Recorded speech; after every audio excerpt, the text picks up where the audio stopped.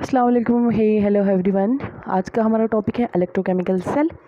भाई electrochemical cell को ही galvanic cell बोला जाता है और इसी को वोल्टिक सेल बोला जाता है। तो तीनों नाम एक ही चीज़ के हैं। इलेक्ट्रोकेमिकल सेल इसलिए बोला जाता है क्योंकि इसमें क्या होता है, केमिकल जो एनर्जी होती है उसको कन्वर्ट किया जाता है इलेक्ट्रिकल एनर्जी में। अब यहाँ पर इलेक्ट्रोकेमिकल सेल के अंदर जो इलेक्ट्रिसिटी हम प्रोड्यूस करते हैं वो इलेक्ट्रॉन के फ्लो की वजह से होती है, तभी इलेक्ट्रोकेमिकल सेल बोल दिया। अब जब फिगर बनाएंगे आराम से देखेंगे कि इलेक्ट्रॉन का फ्लो कैसे होता है।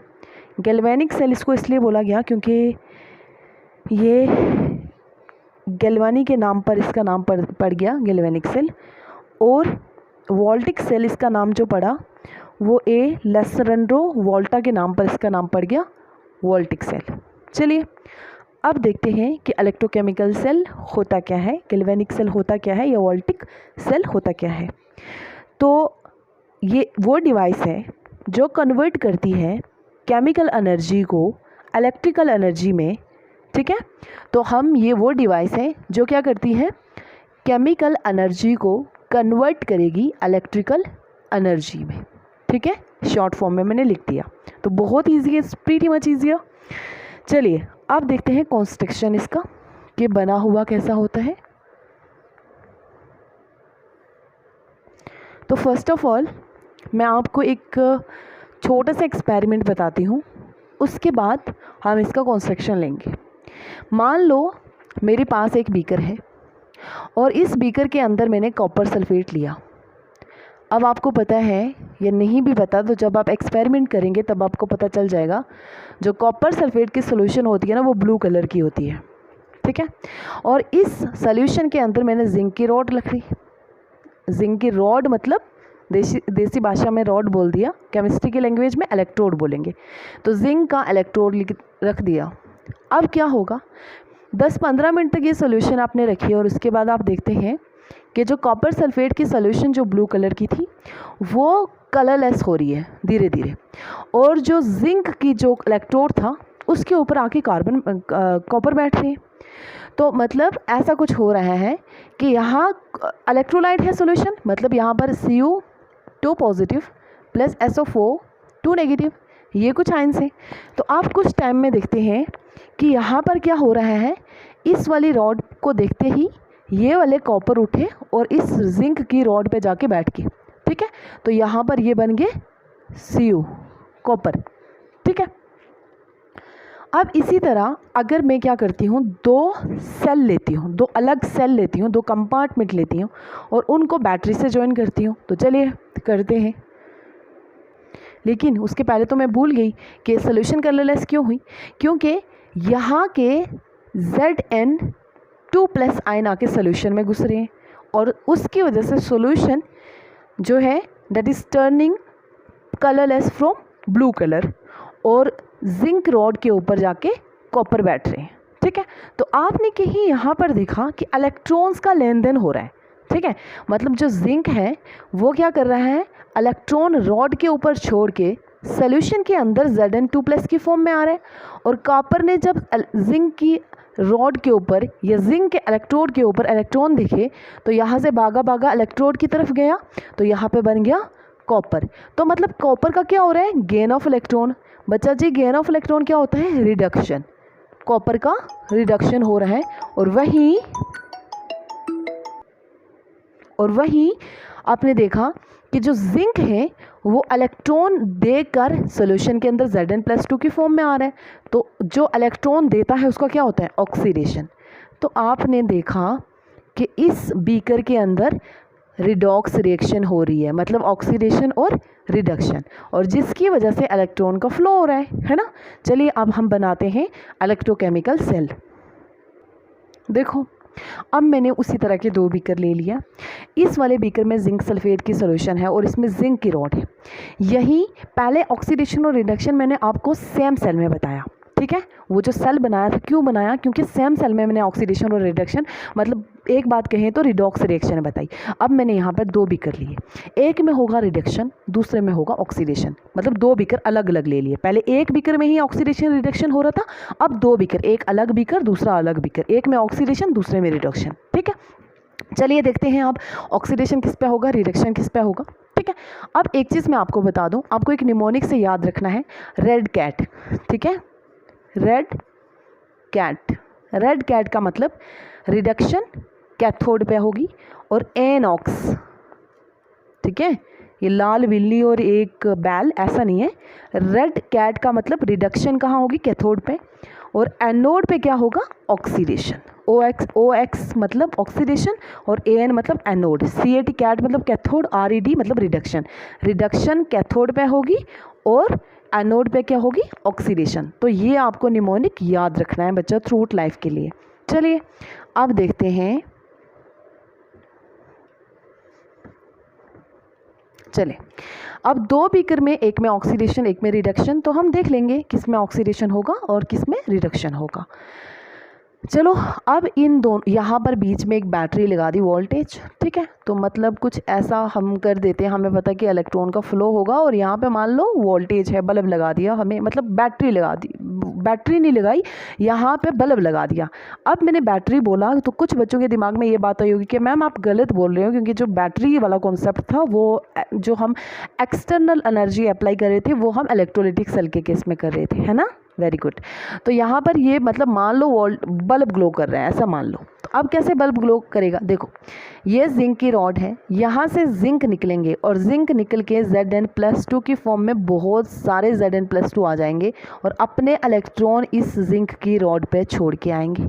ठीक है, अब क्या होगा, इस वाली जिंक की रॉड से इलेक्ट्रोड से इलेक्ट्रॉन फ्लो करना शुरू होंगे और इधर आएंगे। ठीक है, कहाँ आएंगे, अब बाय कन्वेंशन अब इलेक्ट्रोलाइटिक सेल से बिल्कुल उलट होगा इलेक्ट्रोकेमिकल सेल। वहाँ पर हम क्या लेते थे कि जो कैथोड है वो नेगेटिवली चार्ज होगा और एनोड जो है वो पॉजिटिवली चार्ज, लेकिन यहाँ पर उल्टा है, ये है एनोड जो नेगेटिवली चार्ज है और ये है कैथोड जो कैसा है, पॉजिटिवली चार्ज है। तो ये बात आपको याद रखनी है, ये फ्यूल सेल की में भी यही था। ठीक है, ऐसे ही कैथोड एनोड थी। अब यहाँ पर क्या होगा, इलेक्ट्रॉन आए इस रॉड पे, तो सोल्यूशन के अंदर से Cu+2 हैं बहुत सारे, इन्होंने देखा और ये जाके Cu+2 से इलेक्ट्रॉन गेन करने पे बन रहा है Cu, कहाँ पर, रॉड के ऊपर, और यहाँ पर रॉड से निकलकर Zn+2 जिंक बना रहे हैं, Zn+2 इलेक्ट्रॉन कहाँ छोड़ रहे हैं, उसी रॉड पे जो इलेक्ट्रॉन फ्लो करके इधर आ रहे हैं। अब बच्चा क्या हुआ, ये है रिप्रेजेंटेशन इलेक्ट्रोकेमिकल सेल का, अभी भी इनकम्प्लीट, कंप्लीट नहीं हुआ। अब देखो, अब आप सोच रहे होंगे मैम जिंक से ना बहुत सारे Zn+2 आके सोल्यूशन में घुस के हैं, तो सोल्यूशन के अंदर बहुत ज़्यादा पॉजिटिव चार्ज नहीं हो गया, मतलब इस जो रॉड पे नेगेटिव चार्ज के कंपैरिजन में सोल्यूशन के अंदर पॉजिटिव चार्ज बहुत बढ़ जाएगा।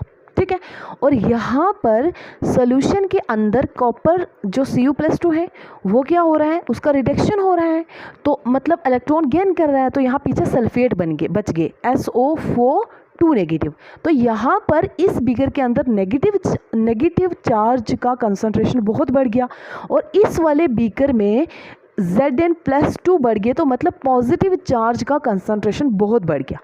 तो यहाँ पे जो आपने इलेक्ट्रिकल बल्ब लगाया हुआ है वो ग्लो कर रहा है जब इलेक्ट्रॉन का फ्लो हो रहा है।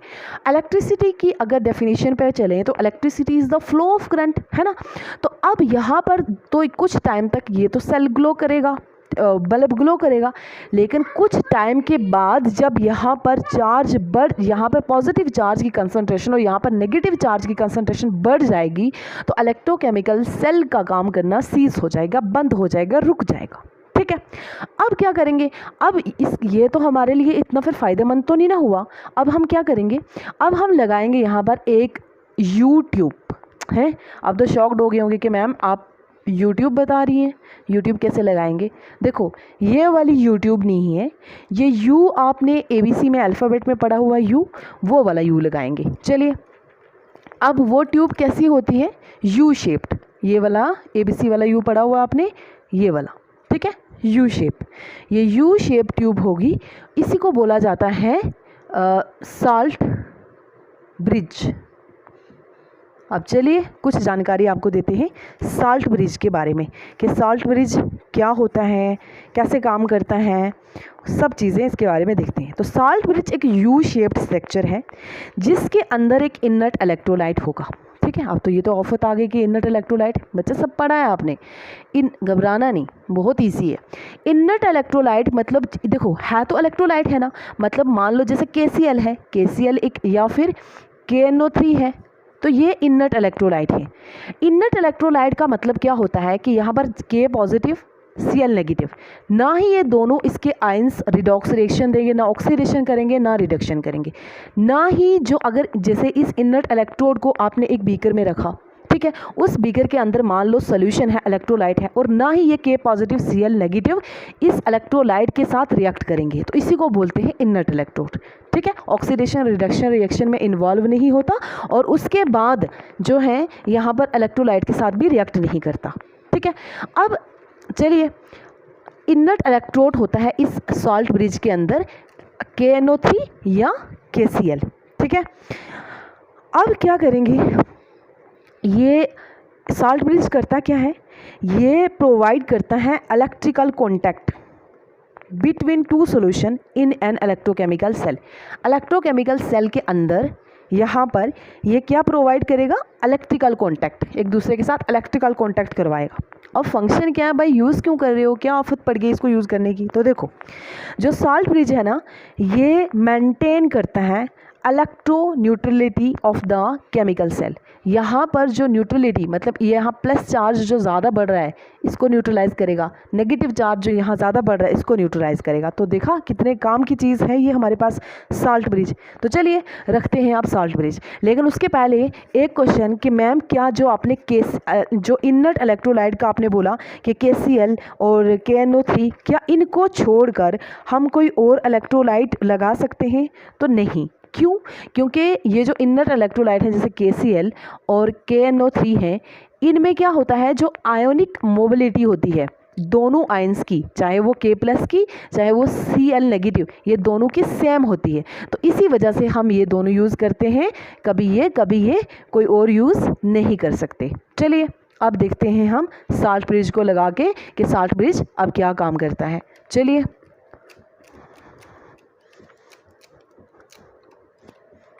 हाँ जी, अब लगाएंगे हम साल्ट ब्रिज, तो यू ऐसे लगाएंगे तो कुछ काम उल्टा करेंगे यू को। ठीक है, ये लीजिए और ये लीजिए, लग गया हमारा साल्ट ब्रिज। ठीक है जी, अब साल्ट ब्रिज जब लग गया तो साल्ट ब्रिज में हमारे पास क्या है, इलेक्ट्रोलाइट, कौन सा, मान लो KCl। अब ये जो इनर्ट इलेक्ट्रोलाइट है इसमें आपको पता है ये मेंटेन करेगा इलेक्ट्रो न्यूट्रलिटी। ठीक है, तो अब क्या है, यहाँ पर K पॉजिटिव है और Cl नेगेटिव है, यहाँ से Cl नेगेटिव निकलेगा और यहाँ पर आएगा इस वाले कंपार्टमेंट में, इस वाले बीकर में आएगा और यहाँ पर इलेक्ट्रो न्यूट्रलिटी मेंटेन कर देगा, Zn प्लस Cl नेगेटिव है ना, तो मतलब न्यूट्रल हो गया। और यहाँ से ही क्या जाएगा, K पॉजिटिव जाएगा यहाँ इस वाले कंपार्टमेंट पे, इस वाले बीकर में, और SO4 नेगेटिव को न्यूट्रलाइज करेगा। ठीक है, समझ आ गई। तो इस तरह ये इलेक्ट्रो न्यूट्रलिटी मेंटेन होती है। तो अब ये हमारा पूरा इलेक्ट्रोकेमिकल, इसको बोलेंगे साल्ट ब्रिज, साल्ट ब्रिज। तो इस तरह हमारा ये स्ट्रक्चर है किसका, केमिकल इलेक्ट्रोकेमिकल सेल या गैल्वेनिक सेल का रिप्रेजेंट, ये ऐसा कंस्ट्रक्शन है, ऐसा स्ट्रक्चर है। ठीक है, इसमें हम क्या करते हैं, इलेक्ट्रोकेमिकल सेल में दो अलग बीकर लेते हैं। ठीक है, और उसमें क्या लेते हैं, जो हम जिसका रॉड लेंगे उसी की ही सोल्यूशन बनाते हैं। जैसे यहाँ पर जिंक की रॉड है तो जिंक की ही सोल्यूशन है, और यहाँ पर कॉपर का रॉड है तो कॉपर की ही सोल्यूशन है। रॉड मतलब इलेक्ट्रोलाइट। साल्ट ब्रिज का यूज़ किया जाता है। अगर साल्ट ब्रिज यूज़ नहीं करेंगे तो ये बल्ब ग्लो करना बंद कर देगा कुछ टाइम के बाद, जब यहाँ एक्सेस ऑफ कैटायन और एनायन बन जाएंगे। ठीक है, तो उसी को न्यूट्रलाइज करने के लिए और फर्दर जो लाइट को ग्लो करने के लिए, इलेक्ट्रिसिटी को मतलब बल्ब को ग्लो करने के लिए, इलेक्ट्रिसिटी जनरेट करने के लिए हम क्या करते हैं, साल्ट ब्रिज लगाते हैं। समझ आ गई, आई होप ये स्ट्रक्चर आपको, वैसे मेरी ड्राइंग तो माशाल्लाह है, फिर भी आप थोड़ा सा गुजारा कर लीजिए प्लीज़। तो आई होप आपको समझ आ गया होगा। अब एक चीज़ और सुन लीजिए। देखो, अब जब कंस्ट्रक्शन की बात आई तो गैल्वेनिक सेल 2 सेपरेट कंपार्टमेंट का बना हुआ है, एक ये कंपार्टमेंट, एक ये कंपार्टमेंट। हर एक में सूटेबल इलेक्ट्रोलाइट है ना, इलेक्ट्रोलाइट और इलेक्ट्रोड है। और हर अब एक कंपार्टमेंट को बोलेंगे क्या मैम, कंपार्टमेंट ही बोलेंगे? नहीं, इसको बोलेंगे आप हाफ सेल। एक को बोलेंगे एनोडिक हाफ सेल, ये एनोड का है तो इसको बोलेंगे एनोडिक हाफ सेल, और दूसरे को बोलेंगे कैथोडिक हाफ सेल। इस वाले को बोलेंगे कैथोडिक हाफ सेल। कैथोड मैंने बताया हुआ है, हमेशा CR याद रखना है। CR मतलब कैथोड पे हमेशा रिडक्शन होगा, और OA याद रखना है, एनोड पे हमेशा ऑक्सीडेशन होगा। ठीक है, या AO कैसे भी कर लो। उसके बाद जो 2 हाफ सेल हैं उनको एक्सटर्नली हमने कनेक्ट किया। ठीक है, किससे कनेक्ट किया हुआ? ये जो भी मतलब एक वायर लगाई हुई है ना, ये वाली, जहाँ इलेक्ट्रॉन फ्लो कर रहे हैं जिसके द्वारा। ठीक है, और इन एक्सटर्नली तो इससे मतलब इस वायर से ही जहाँ इलेक्ट्रॉन फ्लो करेंगे और बल्ब लगा दिया, ये वायर ही तो होगी, बल्ब लगा हुआ यहाँ पर है ना, बल्ब और ये 2 वायर होंगी। ठीक है, कनेक्ट हुआ इलेक्ट्रॉन का फ्लो इसी वायर से तो होगा। तो इंटरनली अंदर से साल्ट ब्रिज से हमने कनेक्ट किया हुआ है। ठीक है, अगर एक हाफ सेल ZnSO4 सोल्यूशन का बना हुआ है और जिंक राड का, तो दूसरा जो कंपार्टमेंट है वो किसका बना हुआ है? कॉपर सल्फेट सोल्यूशन का और कॉपर राड का। और अगर दोनों 2 हाफ सेल को कनेक्टेड किया जाए एक्सटर्नली एक कॉपर वायर से और इंटरनली बाई अगर या KCl साल्ट ब्रिज का, तो तभी इसको हम तब बोलते हैं डेनियल सेल। अब मेरी बात सुनो, ये जो अगर मैंने अब बोला अगर, ठीक है, तो अगर क्या होता है? अगर एक ऐसी बच्चा होती है सॉल्यूशन जो जैसे स्टार्च की सॉल्यूशन होती है ना, वैसी अगर। ठीक है, खैर इसको दफ़ा करो, अभी इसको मत लो आप। चलो अब देखते हैं वर्किंग। ठीक है, तो अब देखो, जब सर्किट कंप्लीट हो जाएगा, ठीक है, दोनों एनोडिक हाफ सेल और कैथोडिक हाफ सेल है ना, तो करंट फ्लो होना शुरू होगी। तो अब कुछ चेंजिंग होंगी, मतलब इस बीकर में क्या होगा और इस बीकर में क्या होगा। यहाँ एनोडिक हाफ सेल में ऑक्सीडेशन होगी और कैथोडिक हाफ सेल में रिडक्शन होगी। फिर हम लिखेंगे ओवरऑल रिएक्शन, और उसके बाद हमारा वर्किंग कंप्लीट हो जाएगा। चलिए मैं रिएक्शन लिख देती हूँ, फिर आपको समझाती हूँ। तो मैंने शॉर्टकट मार दिया, आप ऐसे नहीं लिखेंगे, नोट्स जब मैं आपको भेजूँगी आप आराम से वहाँ से कॉपी करेंगे, लिखेंगे। तो देखो, एट ये anodic half cell, at anodic half cell, और ये एट कैथोडिक हाफ सेल। ठीक है, तो बच्चे ये आपको समझा दिया, तभी मैं इतना जल्दी वो कर रही हूँ। देखो यहाँ पर क्या होगा, Zn से Zn+2 बने तो Zn से Zn+, मतलब ऑक्सीडेशन हुई, 2 इलेक्ट्रॉन निकल गए। और कैथोडिक पे यहाँ Cu+2 से Cu बना तो Cu+2 से 2 इलेक्ट्रॉन गेन किए तो यहाँ ये बना, तो रिडक्शन। यहाँ पर ऑक्सीडेशन हुआ, यहाँ पर रिडक्शन हुआ। ये चीज़ें आपको बताई हुई बहुत ईजी है। ये 2 इलेक्ट्रॉन कट जाएंगे, ये Zn सॉलिड बचा, यहाँ कॉपर 2+ आयन एक्वियस बचा, और उसके बाद यहाँ पर Zn+2 एक्वियस बचा और कॉपर सॉलिड। तो ये जो ओवरऑल रिएक्शन ये हमारे पास आई। तो वर्किंग पता चल गई, मतलब कैथोडिक हाफ सेल में क्या होगा, एनोडिक हाफ सेल में क्या होगा। अब यहाँ पर ऑब्जर्वेशन की बात करी तो ये सब चीज़ें तो मैंने आपको बताई हुई हैं। फंक्शन साल्ट ब्रिज का बता दिया, साल्ट ब्रिज क्यों लिखा हमने, ये सब चीज़ें मैंने बता दी। और एक चीज़ जो बताने लायक है अभी, चलो मैं वो बता देती हूँ कि जो साल्ट ब्रिज मैंने क्या होता है, यूट्यूब होती है, और इसमें एक अगर भी होता है, अगर सोल्यूशन। अगर सोल्यूशन बच्चा स्टार सोल्यूशन की तरह होती है, और KCl और या फिर KNO3 इलेक्ट्रोलाइट होते हैं। ठीक है, इनर्ट इलेक्ट्रोड होता है, ये इनर्ट इलेक्ट्रोड है, inert not electrolyte, inert electrode. ठीक है, अरे not inert electrolyte, inert electrolyte not electrode. ठीक है, इनर्ट इलेक्ट्रोलाइट, सॉरी। हाँ चलिए अब देखते हैं हम, क्योंकि ऑलरेडी बता चुकी हूँ, फिर भी अगर किसी को समझ नहीं आया तो क्वेरी सेक्शन में पूछ लीजिएगा या फिर कमेंट सेक्शन में कमेंट कर दीजिएगा, मैं और बता दूंगी। चलो अब हमारे पास सिर्फ बचा है रिप्रेजेंटेशन ऑफ इलेक्ट्रोकेमिकल सेल। तो रिप्रेजेंटेशन के लिए first of all let me rub this. Representation के लिए हम बच्चा एक सिंगल लाइन का यूज़ करते हैं, एक सिंगल वर्टिकल लाइन का यूज़ करते हैं, और उसके बाद 2 डबल वर्टिकल लाइन का यूज़ करते हैं। 2 डबल वर्टिकल लाइन जो होती हैं वो रिप्रेजेंट करती हैं साल्ट ब्रिज को, और सिंगल लाइन रिप्रेजेंट करती हैं कि इलेक्ट्रोड और इलेक्ट्रोलाइट दोनों एक दूसरे के कॉन्टैक्ट में है और डिफरेंट फेजेस में है। ठीक है, चलिए आप देखते हैं। तो जो हमने अभी रिएक्शन लिखी थी वो क्या रिएक्शन थी, रिएक्शन थी जिंक सॉलिड प्लस, चलो रिएक्शन को फिलहाल छोड़े, पहले देख लें रिप्रेजेंटेशन ऑफ इलेक्ट्रोकेमिकल सेल। तो देखो सेल को रिप्रेजेंट करने के लिए ईजिली, ताकि हम सेल को रिप्रेजेंट करें उसके लिए कुछ स्टैंडर्डाइज सेल नोटेशन है। तो इलेक्ट्रोकेमिकल सेल के लिए बाय कन्वेंशन जो एनोड है उसको रिप्रेजेंट किया जाता है पहले और कैथोड को बाद में। क्या बोला मैंने कि एनोड को हम रिप्रेजेंट करेंगे बाय कन्वेंशन पहले, फर्स्ट, और कैथोड लेटर, ठीक है, ये बाय कन्वेंशन एक चीज़। दूसरी बात, एनोडिक हाफ सेल के अंदर हम रिप्रेजेंट करते हैं बोथ इलेक्ट्रोड और electrolyte. Similarly cathodic cell half cell के अंदर हम रिप्रेजेंट करते हैं कैथोड और इलेक्ट्रोलाइटिक सॉल्यूशन को, ठीक है। अब जो इलेक्ट्रोड और जो इलेक्ट्रोलाइटिक सॉल्यूशन है वो सेम फेस में नहीं होती, लेकिन फिजिकली कांटेक्ट होती हैं एक दूसरे के साथ, जिसकी वजह से हम उन्हें सेपरेट करते हैं एक सिंगल लाइन से। चलो एनोडिक सेल को बाय कन्वेंशन पहले रिप्रेजेंट करते हैं। तो जो हमारा पहला ये वाला बीकर था उसमें क्या था, जिंक की रॉड और जिंक सल्फेट की सॉल्यूशन थी, तो ये एनोडिक सेल था। और दूसरे में क्या था, कॉपर कॉपर की रॉड और कॉपर का इलेक्ट्रोलाइट। तो चलो सबसे पहले हम क्या करते हैं, रिप्रेजेंटेशन ऐसे करते हैं, ये जिंक सॉलिड, सबसे पहले हम एनोडिक सेल का इलेक्ट्रोड लिखेंगे। इलेक्ट्रोड लिखने के बाद ये बनाएगा क्या, Zn+2। अब यहाँ पर एक सिंगल लाइन लगाएंगे, ऐसे वर्टिकल लाइन होगी सिंगल।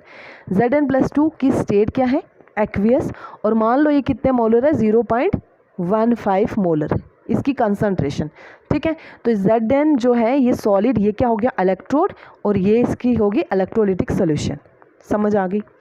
अब बीच में साल्ट ब्रिज लगाएंगे, और साल्ट ब्रिज के लिए जो नोटेशन है वो 2 वर्टिकल लाइन है। अब देखो कैथोडिक हाफ सेल पे again there is electrolytic solution and there is an electrode.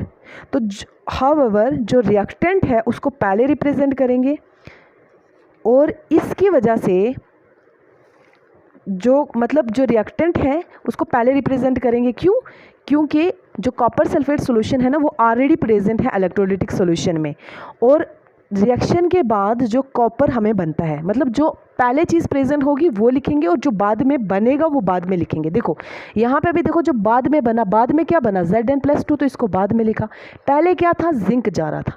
यहाँ पर जो इस बीकर में सबसे पहले Cu+2 था ना, Cu+2 जाके क्या बना रहा था, Cu, तो ऐसे लिखेंगे, ठीक है। यहाँ पर इस चीज़ का आपको अच्छे से ध्यान रखना है, समझ आई। तो अब ऐसे ये सेल को रिप्रेजेंट किया जाता है। आई होप आपको समझ आ गई होगी। तो ये था सेल का रिप्रेजेंटेशन। तो आज के लिए इतना ही, थैंक यू।